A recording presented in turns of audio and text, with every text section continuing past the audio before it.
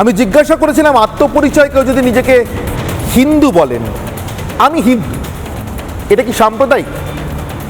কেউ বলতে পারেন আমি খ্রিস্টান, কেউ বলতে পারেন আমি মুসলিম, কেউ বলতে পারেন আমি ইহুদি, কেউ পার্সি, কেউ বৌদ্ধ, কেউ জৈন, কেউ শিখ। কেউ যদি বলেন, মনে করেন আমি আমার পরিচয় দেবো আমি হিন্দু, এটা কি সাম্প্রদায়িক? শুনে নি কে কি উত্তর দিলেন। হিন্দু হলে সাম্প্রদায়িক হয়ে যাবে, তা এটা কি করে হবে? মানে এখানে যদি কেউ বলে আমি মুসলমান, আমি ভারতবর্ষে বসে আছি, তো সে কি সাম্প্রদায়িক হয়ে গেল?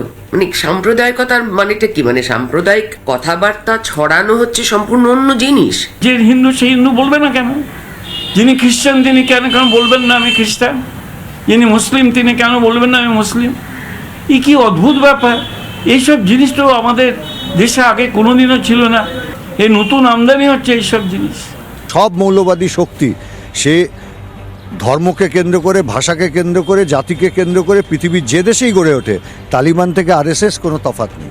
আমি আগের দিনেও বলেছি, আজকেও বলছি, আগামী দিনেও বলবো, যারা অত্যাচারী তাদের পাশে থাকবো, যারা অত্যাচারের শিকার তাদের পাশে থাকবো, যারা অত্যাচার করছে তাদের বিপক্ষে থাকবো। আর আপনি যদি বলেন বাংলাদেশ, এখানেও যারা সংখ্যালঘু হিন্দু, সংখ্যালঘু মুসলমান যারা অত্যাচারের শিকার হচ্ছে তাদের পক্ষে আমি বলবো।